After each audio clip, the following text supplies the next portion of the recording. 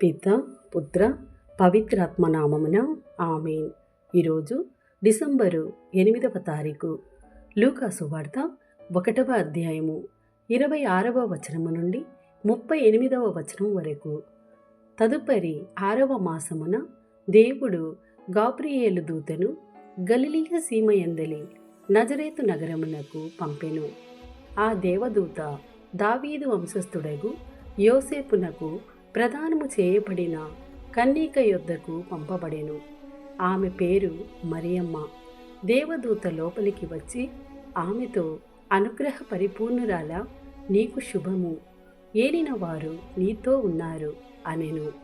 మరియమ్మ ఆ పలుకులకు కలత చెంది ఆ శుభవచనము ఏమిటో అని ఆలోచించుచుండగా దేవదూత, మరియమ్మ, భయపడకుము, నీవు దేవుని అనుగ్రహమును పొంది ఉన్నావు. ఇదిగో, నీవు గర్భము ధరించి కుమారుణ్ణి కనెదవు. ఆ శిశువునకు యేసు అని పేరు పెట్టుము. ఆయన మహనీయుడై మహోన్నతుని కుమారుడని పిలువబడును. ప్రభువగు దేవుడు తండ్రి అయిన దావీదు సింహాసనమును ఆయనకు ఇచ్చును. ఆయన సర్వదా యాకోబు వంశీయులను పరిపాలించును. ఆయన రాజ్యమునకు అంతమే ఉండదు అనెను. అంతట మరియమ్మ, నేను పురుషుణ్ణి ఎరుగను కదా, ఇది ఎట్లు జరుగును అని దూతను ప్రశ్నించెను. అందుకు ఆ దూత ఇట్లనెను, పవిత్రాత్మ నీపై వేంచేయును, సర్వోన్నతుని శక్తి నిన్ను ఆవరించును.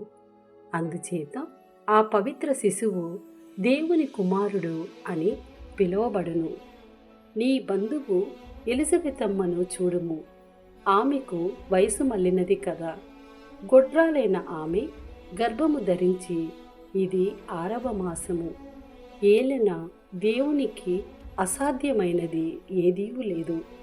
అంతటా మరియమ్మ, ఇదిగో, నేను ప్రభువు దాసురాలను, నీ మాట చెప్పున నాకు జరుగునుగాక అనెను.